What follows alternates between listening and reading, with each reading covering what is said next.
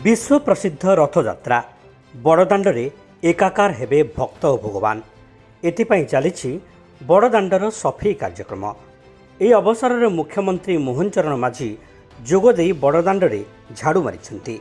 ମାଉସୀ ମା ମନ୍ଦିର ସମ୍ମୁଖ ରାସ୍ତାରେ ଝାଡ଼ୁ ଧରି ସଫେଇ କାର୍ଯ୍ୟ କରିଛନ୍ତି ମୁଖ୍ୟମନ୍ତ୍ରୀ। ତାଙ୍କ ସହ ଯୋଗ ଦେଇଛନ୍ତି ଦୁଇ ଉପମୁଖ୍ୟମନ୍ତ୍ରୀ କନକବର୍ଦ୍ଧନ ସିଂ ଦେଓ ଓ ପ୍ରଭାତୀ ପରିଡ଼ା। ଏହାସହ ପୁରୀ ସାଂସଦ ସମ୍ବିତ ପାତ୍ର, ଆଇନ ମନ୍ତ୍ରୀ ପୃଥ୍ୱୀରାଜ ହରିଚନ୍ଦନଙ୍କ ସମେତ ଅନ୍ୟ ମନ୍ତ୍ରୀମାନଙ୍କ ସହ ବିଧାୟକମାନେ ମଧ୍ୟ ଉପସ୍ଥିତ ରହି ହାତରେ ଝାଡ଼ୁ ଧରି ବଡ଼ଦାଣ୍ଡ ଓଳାଇଛନ୍ତି। ଏନେଇ ମୁଖ୍ୟମନ୍ତ୍ରୀ କହିଛନ୍ତି, ଏହା ଏକ ପରମ୍ପରା।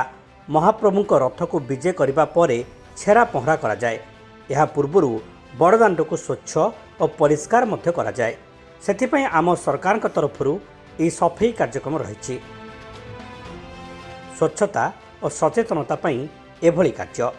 ଲକ୍ଷ ଲକ୍ଷ ଲୋକ ଆସିବେ, ଏଥିପାଇଁ ବ୍ୟାପକ ସଫେଇ କାର୍ଯ୍ୟ କରାଯାଉଛି ବୋଲି ମୁଖ୍ୟମନ୍ତ୍ରୀ କହିଛନ୍ତି।